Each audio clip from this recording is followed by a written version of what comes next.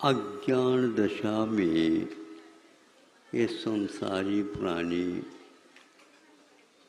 जब काम करता है उस समय अनेक प्रकार के कर्म बंद होते ही हैं, किंतु उसके साथ साथ उसका अज्ञान तीव्र होने के कारण उसमें अनेक प्रकार के विशेष अनुभाग भी पड़ते जाते हैं। ज्ञान दशा में जब वह आता है तो वह अज्ञान के जो कार्य हैं उनको समाप्त करने की वह इच्छा करने लग जाता है। अभी भीतर बंधे हुए कर्म ज्यों का त्यों हैं, किंतु वर्तमान का जो जागृत का क्षण है वह एक प्रकार से गलत जो कार्य किया है उसको समाप्त करने के भाव करता। अब देखो, वह तो अपने वर्तमान का भाव हुआ, लेकिन कर्म भी करता कहता है मैं होने नहीं दूंगा। सुन रहे हो? हाँ, दूसरे का किसी का हाथ इसमें है ही नहीं। वह कर्म कहता है तुम्हें मैं करने नहीं दूंगा। किंतु अब विजय किसका होगा? कभी कभी कर्म का ही विजय होता है और कभी कभी आत्मा का भी विजय होता है। अब ताली न बजा करके अपने भावों को सुधारने में लग जाओ। नहीं समझे? ताली बजाने में तो कुछ नहीं होने वाला। भावों के द्वारा हम उसको घुमाना चाहें तो घुमा सकते हैं, लेकिन पूरी शक्ति लगाने के उपरांत भी कर्म कहता है मैं होने नहीं दूंगा तो नहीं दूंगा। अब बताओ, ये जब वह जानने लग जाता है कि ये तो पक्का है, क्योंकि तस्मिच्छा में दुक्कड़म कहने मात्र से कर्मों का क्षय होता नहीं। ये मेरा किया हुआ मिथ्या हो, आओ बहुत सारे लोग कर देंगे, ऐसे नहीं हो सकता, क्योंकि यह तो आसान है, किंतु उसके लिए जो विपाक पड़ा हुआ है अनुभाग, वह सागरोपम काल तक भी भोगे तो भी समाप्त नहीं होने वाला है। अब चुटकी बजाते आप प्रतिक्रम कर लो तस्मिच्छा में दुक्कड़म, ऐसा नहीं। गलत बुद्धिपूर्वक काम करते जाओ, उसके लिए बहुत कुछ आंखों में पानी बहाना पड़ेगा। कभी भी पानी आता ही नहीं, मुंह में पानी भले आ जाए। नहीं समझे?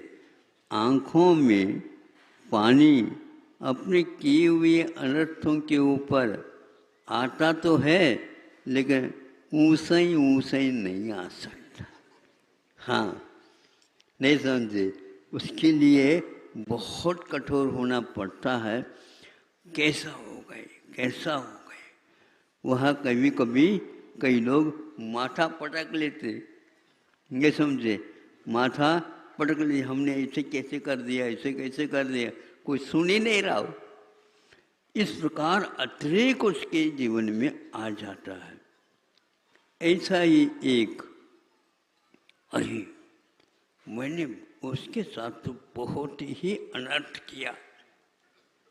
कई व्यक्तियों ने कहा ये ठीक नहीं कर रहे हो, ये ठीक नहीं कर रहे हो, सब मालूम है, उपदेश देने के लिए आ गए। नहीं समझे? जब स्वयं के ऊपर बैठे तब मालूम पड़े क्या होता, मार क्या होती है। काई की? कर्मों की नहीं, तुम्हारी मार जो पड़ी है। नहीं समझे? बातों की वो क्या कम है? हाँ, विषयों की और कषायों की मार ऐसी पड़ती है, उसको आप कितने भी बार मारो तो भी वह कहते कि हम छोड़ेंगे नहीं। किंतु उसकी धारणा तो बन गई। अब वह सोचता है कि किसको पूछना, क्या करना, नहीं, चलो वहीं पर एक घन पटकते हैं ना, घन, तो वो था, वो ले लेता और भागने लग जाता।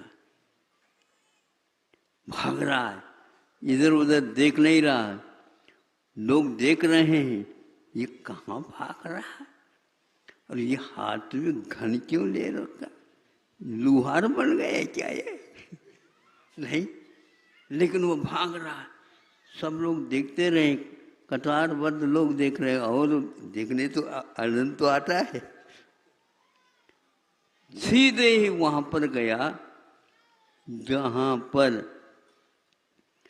उन्होंने अपने पिताजी को जेल में बंद कर रखा था।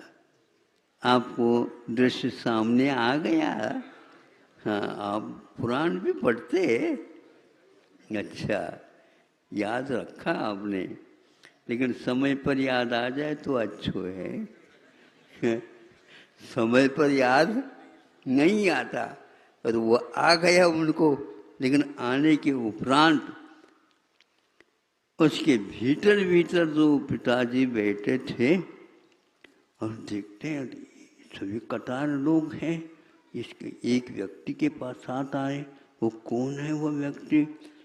हाथ में घना लेकर के आ रहा है। अरे ये तो लड़का तो दिखता है राजकुमार, ये क्यों ही आ रहा है? यहाँ तो आने का सवाल ही नहीं उठता, हमें तो जेल में डाला। अब इसके मन में ये आया होगा कि नहीं, जेल में रखने मात्र से काम नहीं चलेगा, अब तो इसको हम समाप्ति ही कर देंगे। इसलिए घन लेकर के आया है। उस घन के द्वारा मुझे यह एक ही बार में प्राणांत कर देगा। अब मुझे क्या करना? कहीं भाग नहीं सकता, उसका प्रतिकार तो करना नहीं है, करने की इच्छा भी नहीं। सब हुआ। कौन सोच रहा है? राजा श्रेणिक, भावी तीर्थंकर। सुन रहे हो? हाँ, आप तो तीर्थंकर क्या होंगे, कंकर बनोगे। सोचो है? और वह उठा, इधर उधर उसको कुछ मिला नहीं, बस दरवाजा था लोहे का, और उसके बहुत कुछ अंकुश जो है बाहर की ओर निकली हुई थी, इधर की ओर निकली हुई थी। तो ये सबसे अच्छा है स्थान, एक ही बार में उसके घन पटकने से पूर्व में मैं अपने आप को तमाम कर दूंगा। ये कौन से परिणाम, ये कौन से परिणाम? नहीं चाहते हुए तीर्थंकर प्रकृति का बंध अभी भी हो रहा है। सुन रहे हो? हाँ, हाउ ये ऐसा हो सकता है क्या? हो रहा है। छायिक सम्यक दर्शन,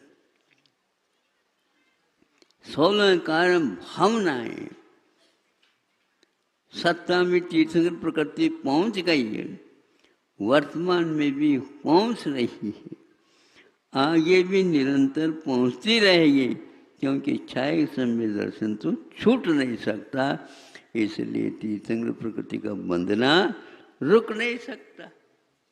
लेकिन इस प्रकार का कार्य कर्म कहता है मैं छोड़ूंगा नहीं। समझ में आ रहा है ना? हाँ, आपके द्वारा किया हुआ भाव आप आज नहीं चाह रहे हैं, लेकिन फिर भी वह कहता है दंड तो तुम्हें मिलेगा, थोड़े से माफ कर दो, पहले साफ करो, नहीं समझे पाप को, फिर बाद में माफ, उसके बिना होगा ही नहीं। उसके पास सामने आप रो चिल्लाओ, निकाह चित्त में कोई अंतर पड़ने वाला नहीं है। ऐसा कौन सा निकाह चित्त का उदय आ रहा है? अब आगे जाकर के नरकायु का उदय होना है। नरकायु के उदय होने से पूर्व में उसके परिणाम में रौद्र ध्यान आना अनिवार्य है, संक्लेश परिणाम होना अनिवार्य है। ऐसा अनर्थ तो आत्मा को भी उसने नहीं समझा और मार डाला। मरने और मारने को जो तैयार होता उसका नाम असंयमी कहलाता है। मरना भी चाहेगा स्वयं अपने को, और दूसरे को भी मारना चाहेगा। दूसरे को तो मार नहीं सकूंगा, मैं खाली हाथ वाला हूँ, और उसके हाथ में घन है, वो इसीलिए आ रहा भागता हुआ। किसी का नहीं तो किसी खोलना होता दरवाजा तो किसी से द्वार खुलवा देता, राजा है वो तो नहीं। इसका अर्थ ये है कि वह स्वयं मुझे मारना चाहता। ऐसा भाव क्यों?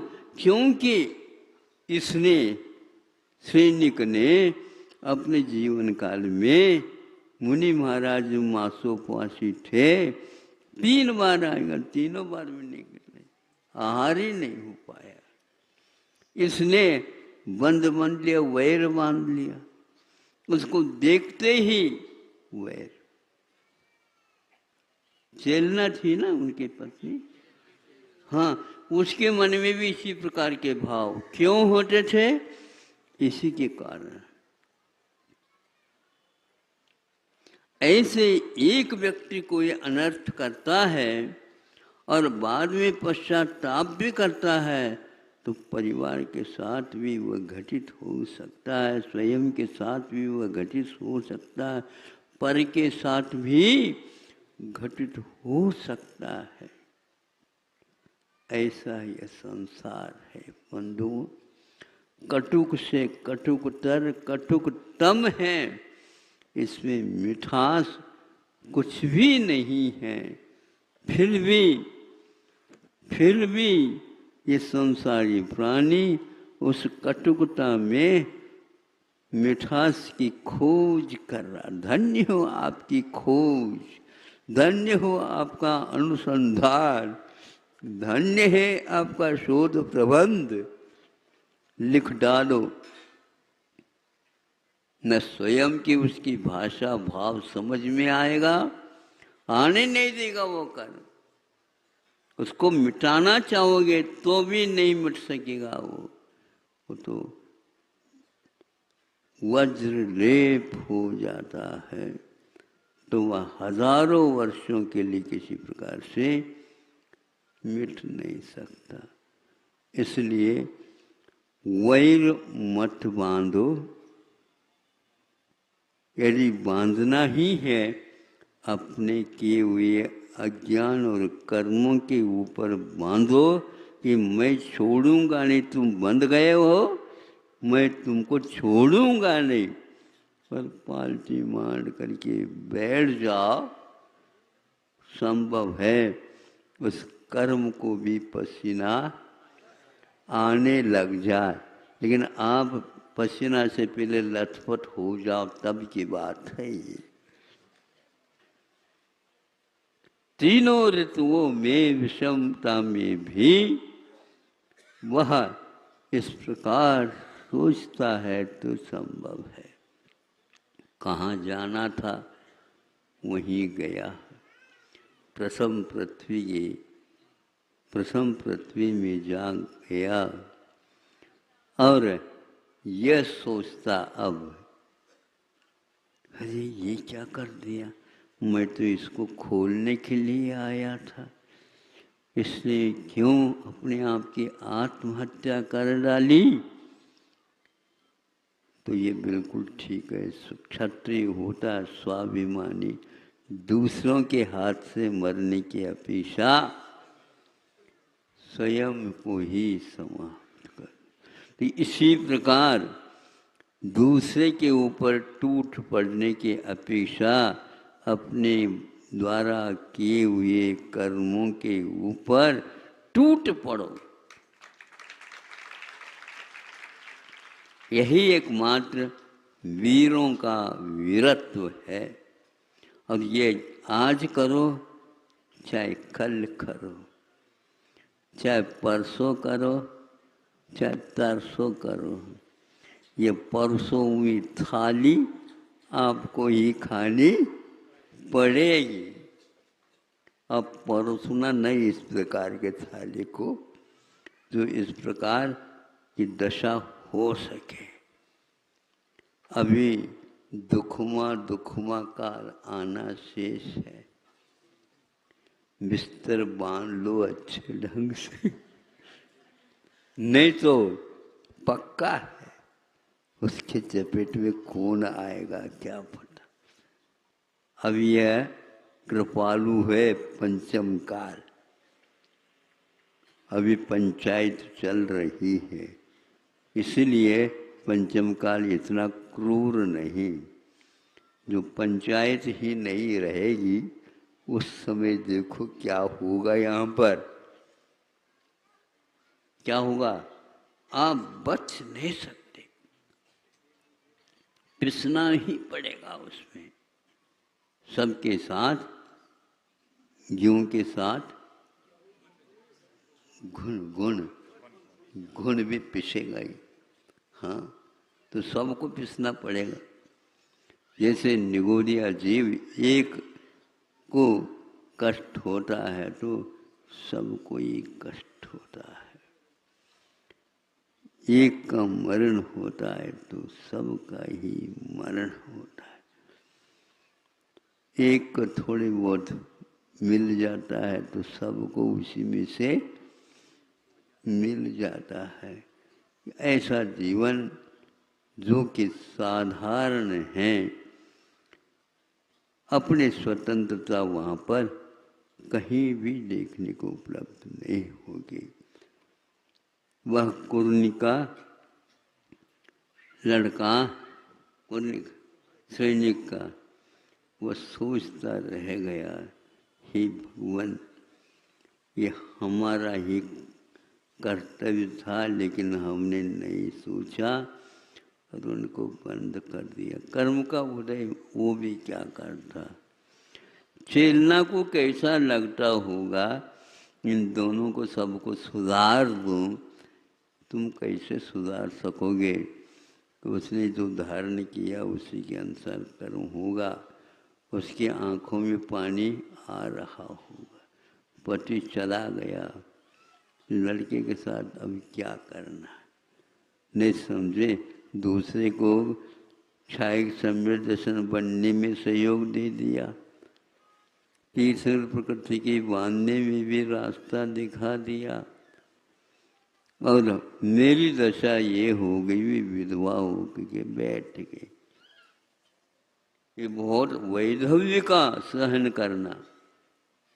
इतना कार्य होने के बाद रानी हो करके वीरानी हो गई, विराल हो गया, वसाल हो गया। कुछ ही चारों दिशा में कुछ नहीं दिख रहा, अंधकार। परिवार पूरा पूरा अंधकार में आ गया। अपने आप को शुद्ध ले, बुद्धि काम कर रही तब तक, नहीं तो पागल बन जाओगे। प्रतिदिन दो तीन व्यक्तियों को ले आते हैं, सभी बेहोशी में, होश हवास में विषय कषाय की है। और बेहोश दशा में भगवान के दरबार में भी ले जाओ तो क्या होगा। अपना किया हुआ कर्म का कभी छूट नहीं सकता। आशीर्वाद दे दो तो मैं आशीर्वाद तो दे रहा हूँ, लेकिन उसको कुछ समझ में आ जाए, नहीं आ सकता। सब कुछ परतंत्र है, दिखना बंद हो सकता है, नाक काम करने नहीं, जिह्वा भी काम नहीं करे, सुने भी नहीं, छुए तो पता नहीं, पांचों इंद्रियां गायब, और फिर भी मन में कुछ भी, वो भी गायब हो गया, तो उस समय आत्मा को कौन संबोधित करेगा? दरवाजा सब बंद हो गया। इतना ही पर्याप्त है। अहिंसा परमो धर्म।